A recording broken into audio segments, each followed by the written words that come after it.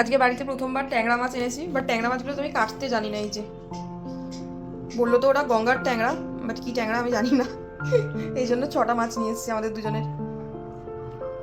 এগুলোকে এখন কাটবো, আর এদিকে করব মাটন। আলুও কেটে রেখেছি। এই যে আমি মাটনটা আজকে লুসিয়াস থেকে নিয়েছে।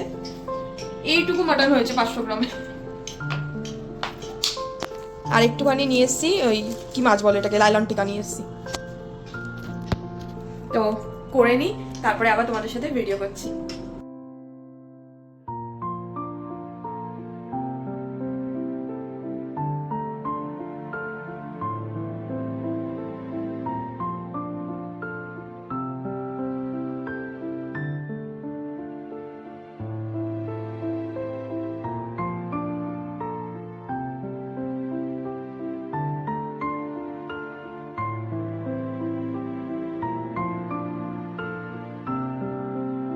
এখন তো রোজের জামা রোজই দেখো যা পরি কেচে দিই, এখন আর রাখি না। বাপরে বাপ। আর আমার গাছগুলো না এখানে ভীষণ হ্যাপি, যে কারণে ভীষণ গ্রোথ হচ্ছে, দেখেছো?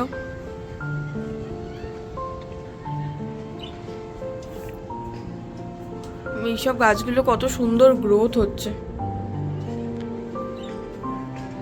অ্যালোভেরা গাছটা কত ছড়িয়ে গেছে। এই গাছটা তো প্রায় মরে গেছিল, তারপরে দেখো আবার কি সুন্দর পাতা বেরিয়েছে এখানে এসেই। এত সুন্দর হাওয়াটা পায় না, পুকুরের পরিবেশটাও পায়। আর এই যে এই দুজনকে দেখো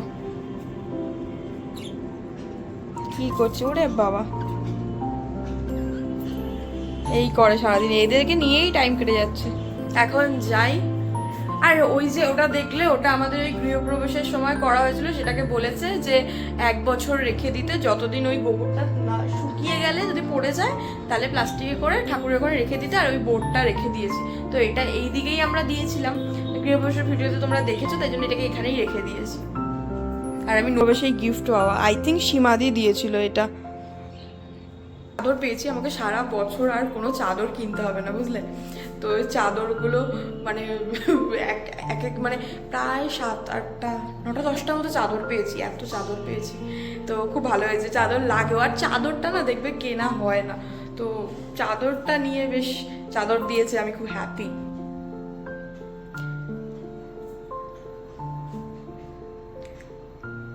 এখানে যেটা, সেটা হচ্ছে গিয়ে তোমার আলোর কোনো কমতি নেই। দেখো আমি এখানে প্রচণ্ড আলো আছে, তো এটা খুব ভালো ব্যাপার। সকালবেলা কোনো লাইট অন করতে হয় না, তো ইলেকট্রিক বিল বেঁচে যাবে। আর তো আর এখানে কি দারুণ একটা ভিউ রান্নাঘর থেকে, মানে দাঁড়িয়ে রান্না করতেও ভালো লাগবে আর কি। ভীষণই একটা ভালো জায়গা পেয়েছে, একদম আমার মনের মতো। কারোর মনের মতো না হলেও আমার মনের মতো, আর প্রচন্ড স্পেসিয়াস, মানে হিউজ। আমাদের লিভিং রুমটা হিউজ, আর করেছিলাম যে আমার একটুখানি বড় লিভিং রুম চাই, যেখানে অন্তত মানে একটু ঘোরাফেরা যাবে। ওই চিপা জায়গার মধ্যে একদম পছন্দ না। তো এই একদম খাওয়ারের ইউনিটটা একদম হয়ে গেছে, এদিকটা পুরো খাওয়ারের ইউনিট কমপ্লিট। আর এখানটা আমি পরে 0.5 করে দেখাই, এইখানটা আমি পরে সোফাটা লাগাবো এই জায়গাটাতে। তাহলে কি তারপরেও আমার পুরো এই পোর্শনটা খালি থাকবে, এখানটা দিয়ে পুরো খালি থাকবে, খালি মিডিলে একটা জাস্ট এল শেপ সোফা বসবে, এইটুকুই। আর এই পোর্শনটা আমার পুরো খাওয়ার, রান্নাঘরের পাশ দিয়ে খাওয়া, হাত ধোয়া সব এখানে। এই হচ্ছে ব্যাপার। তো অনেক দিনের ইচ্ছা ছিল, আর ইচ্ছা মতো করতে পেরেছি, তো ভীষণ ভীষণ হ্যাপি। আমার এখানে এসে কি যে আমার ঘুম হয়, কি বলবো বাবা, এত ঘুম হয় বলার কথা না। আর মাঝে আমি ভীষণ ডিপ্রেসড হয়ে গেছিলাম, যাকে বলে, দিয়ে আমি ভিডিও করা ছেড়ে দিয়েছিলাম, আর আমি ভিডিও করবো না। বাট ওই হয় না, রিচুয়ালসগুলোতে মনে হয় না একটু ভিডিও করে রাখি, থেকে যাবে চ্যানেলে, ওই করে। কিন্তু ভিডিও করার একটা কোথাও না কোথাও ভালো লাগা আছে। তো তোমরা যারা দেখছো তারা একটু শেয়ার করো ভিডিওটা, তাহলে আমারও ভালো লাগবে। কারণ ওই লাইক আর একটু কমেন্ট আসলে না একটু মোটিভেশন পাওয়া যায়, যে হ্যাঁ আমাকে লোকে পছন্দ করছে, তাহলে ভিডিও করবো।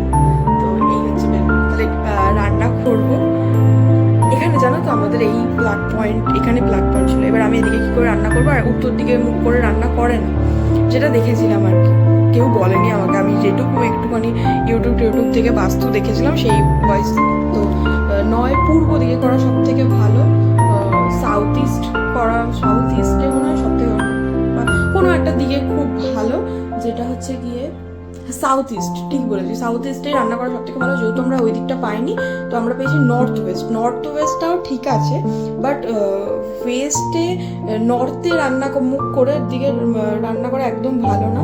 তো ওয়েস্টটা তবু চলে যায়।